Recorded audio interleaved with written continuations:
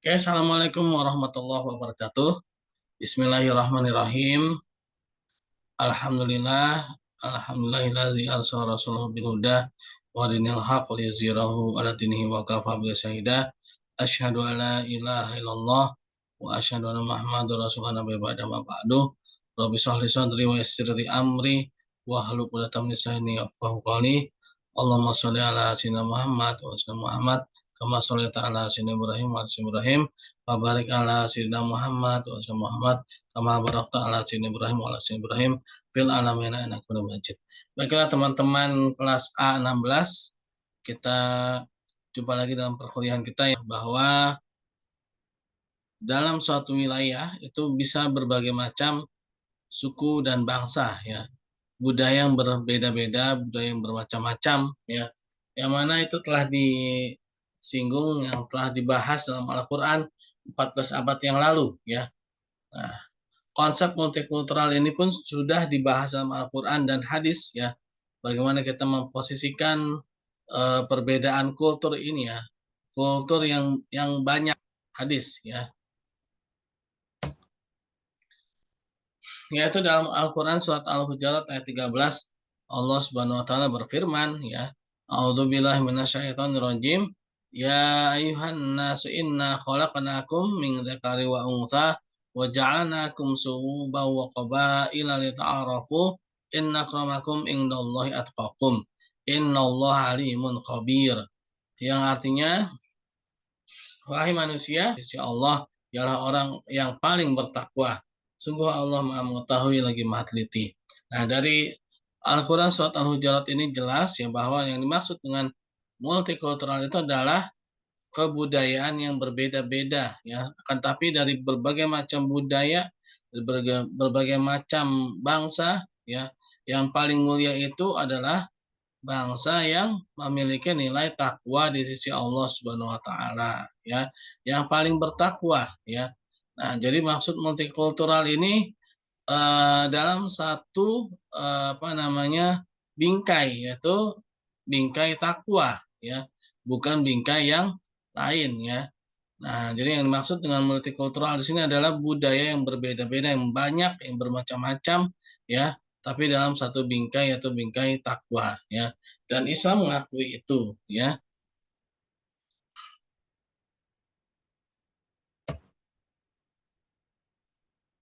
Nah, dalam sebuah hadis juga kita dalam menjaga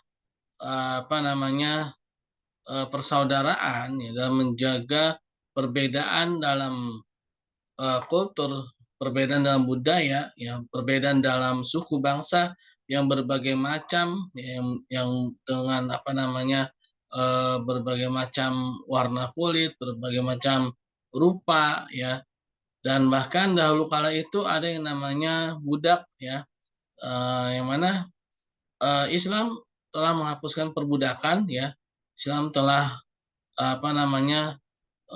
menghapus yang namanya perbedaan kasta, ya, karena dalam Islam itu yang dinilai adalah nilai takwa ya.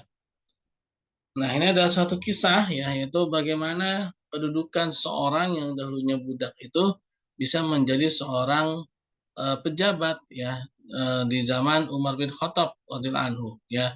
Itu kisahnya dari Nafi bin Abdul Haris, ia pernah bertemu dengan Umar di Usfa'an. Umar memerintahkan Nafi untuk mengurus Mekah. Umar pun bertanya, siapakah yang mengurus penduduk Al-Wadi? Ibnu Abza, jawab Nafi. Umar balik bertanya, siapakah Ibnu Abza? Ia adalah salah seorang bekas budak dari budak-budak kami, jawab Nafi. Umar pun berkata, kenapa bisa kalian menyuruh bekas budak untuk mengurus seperti itu? Nafi menjawab, ia adalah seorang yang paham kitabullah. Ia pun paham ilmu faraid, yaitu hukum waris. Umar pun berkata bahwa sungguhnya Nabi kalian Shallallahu Alaihi Wasallam telah bersabda, sungguhnya suatu kaum bisa dimuliakan oleh Allah lantaran kitab ini, sebaliknya bisa dihinakan pula karenanya. Ya, nah di sini kita tidak boleh meremehkan ya seorang ya, karena apabila dia menguasai kitab ini, maksudnya adalah Al-Quran ya, maka dia akan diangkat derajatnya oleh Allah Subhanahu Wa Taala ya, dan juga bisa sebaliknya ya.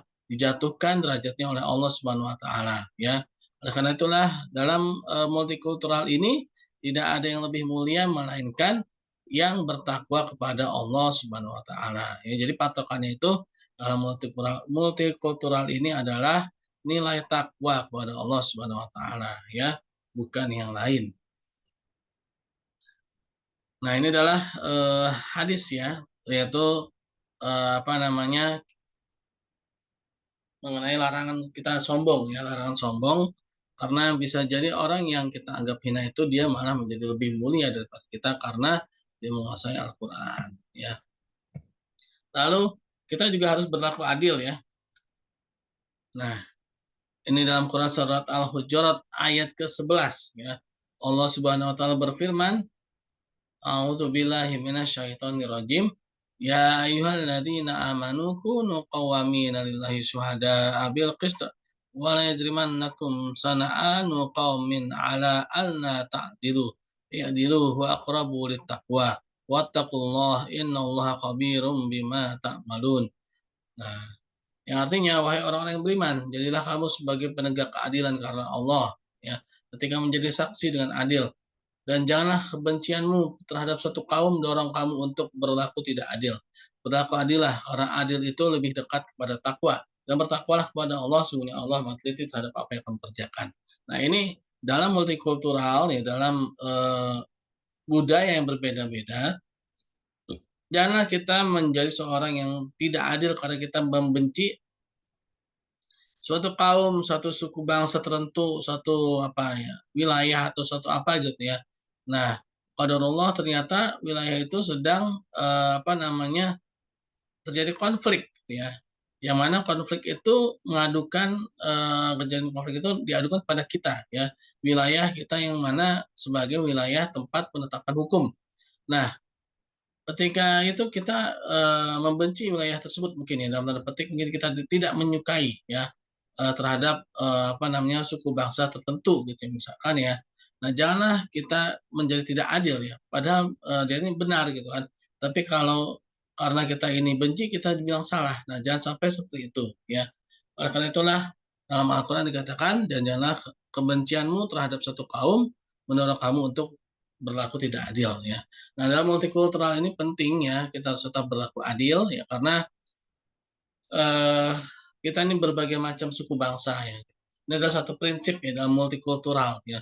Suatu pegangan yang harus kita tanam kuat-kuat ya dalam diri kita, bahwa yang namanya adil itu harus kita tegakkan walaupun terhadap satu suku bangsa tertentu atau mungkin suatu wilayah tertentu yang kita tidak sukai gitu ya. Nah, tetaplah kita harus berlaku adil.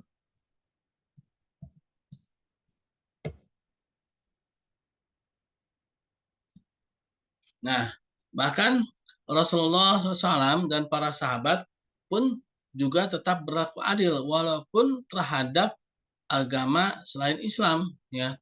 Nah, ini ada kisahnya ya, teladan dari Rasulullah SAW dan sikap yang tidak membeda-bedakan perlakuan atas dasar suku ataupun agama. Setiap memotong kambing ya, beliau selalu membagikannya kepada tetangganya terlebih dahulu, termasuk orang-orang Yahudi ketika itu ya, ketika masih ada orang Yahudi di Madinah ya.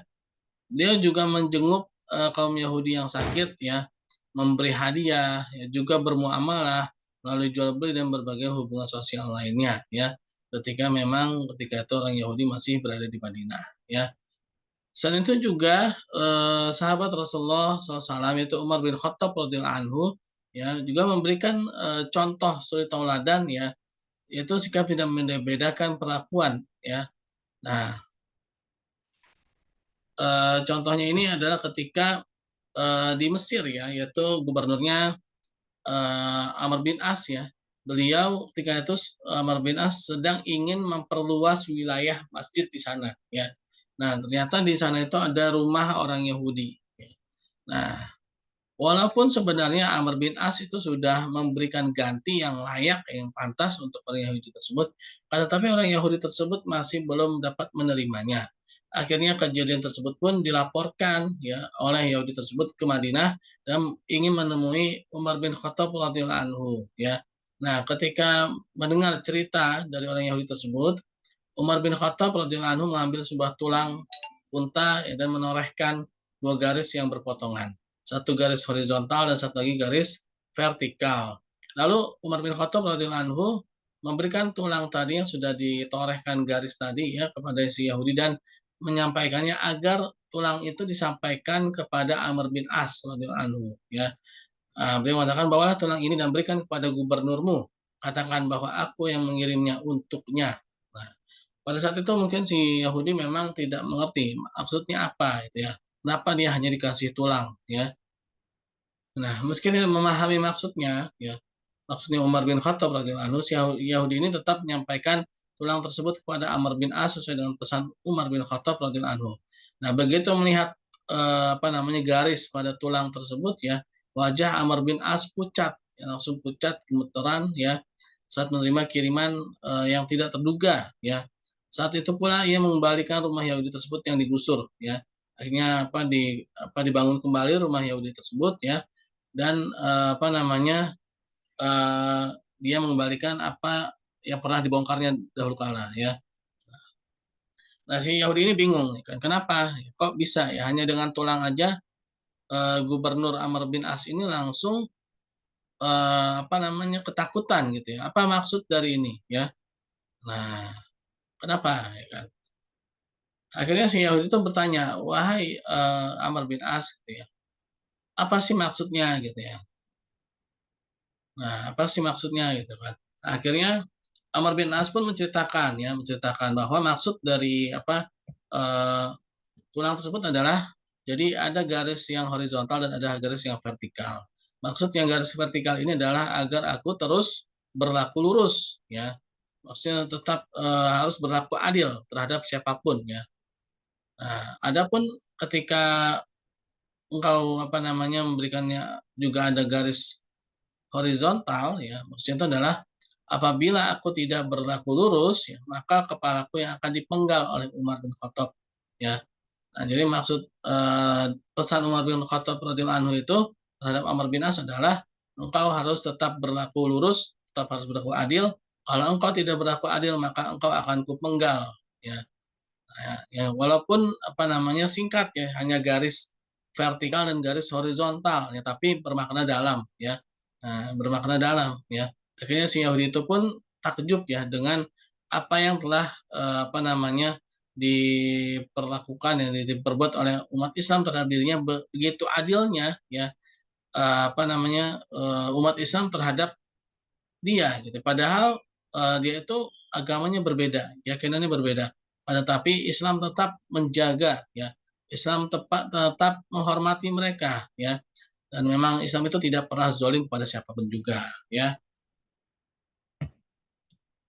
Nah, adapun sikap ya kita umat Islam ini ya dalam beragama terhadap pemeluk agama lain adalah termaktub dalam Al-Qur'an surat Al-Kafirun ayat 1 sampai dengan 6 ya. Allah Subhanahu wa taala berfirman, A'udzubillahi minasyaitonirrajim.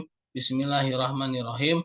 Qul ya ayyuhal kafirun la a'budu ma ta'budun wala antum 'abiduna ma a'bud wala ana 'abidu ma 'abattum wala antum 'abiduna ma a'bud lakum dinukum waliyadin.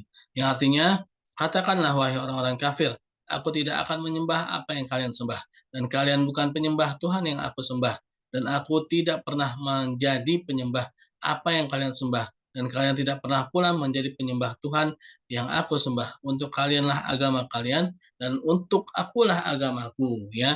Nah, jadi jelas ya dalam multikultural ini sebenarnya adalah uh, kebudayaan yang berbeda-beda ya. Tapi kalau dalam masalah agama ya, maka multikultural ini ya itu ya diserahkan pada masing-masing agama ya, tidak boleh mencampur adukan ya, tidak boleh sinkretisme ya, bahasa itu sinkretisme agama atau mencampur adukan agama, karena telah disinggung dalam Al-Quran surat Al-Kafirun ayat 1 sampai 6 ini ya. Nah, jadi yang namanya toleransi ya, toleransi itu bukanlah mencampur adukan. Toleransi itu adalah saling menghormati, membiarkan ya, sebagaimana dalam Al-Quran dikatakan lakum dinukum waliyadin ya. Nah, jadi Seperti itulah teman-teman kurang lebihnya ya untuk yang pertemuan ke-14 ini. Semoga bermanfaat. Assalamualaikum warahmatullahi wabarakatuh.